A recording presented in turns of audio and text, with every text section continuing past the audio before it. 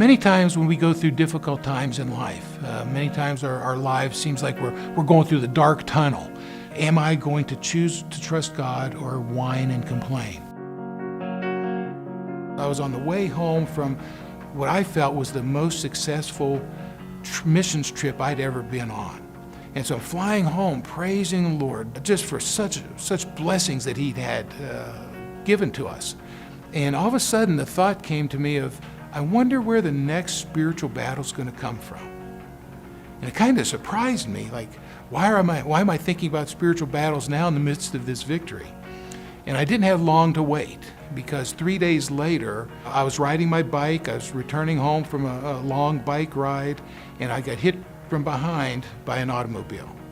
Searing pain while I was in midair. There was searing pain through my back, reverberated through my back. And I knew this can't be good. Witnesses said that my head hit the asphalt about 8 times as I rolled on the asphalt. And I'm laying on the concrete, unable to move, and in incredible pain. And I knew that I have a choice right then. I knew that I could either complain, I could whine, God, why me? God, I'm doing all this good stuff for you, and you let this bad thing happen, why me? Or was I going to choose to trust God in the middle of this darkness, in the middle of the pain and the suffering? And so I still remember I was laying in the middle of the road, all crumpled up, unable to move. And I said, Lord, symbolically, I'm raising my hands to you because I can't move. I said, my plans for the summer have just changed. They belong to you. And I found that over my experience with the Lord, our adversary always wants me to question the character of God, to question His love for me, to question His ability to be in charge, as it were.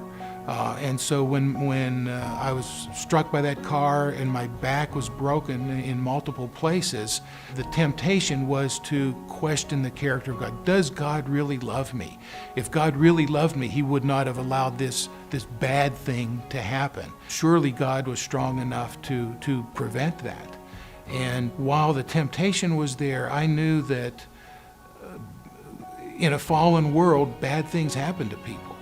And I knew that whining and complaining was not going to work, but I knew that trusting Him and not doubting His character in the darkness of my suffering, that I could hold on to His character. I could hold on to God loves me. God is in control. God has a plan for me. Even though it's not a plan I would have chosen, because of who He is, I could trust His plan more than my plan.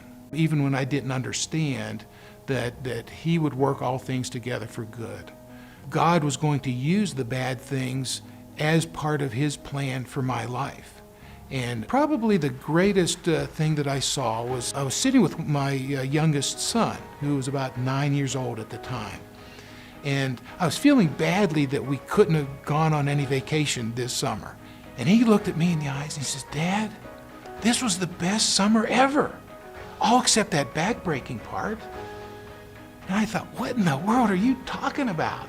From his point of view, that summer, he needed a lot of attention from me, his dad.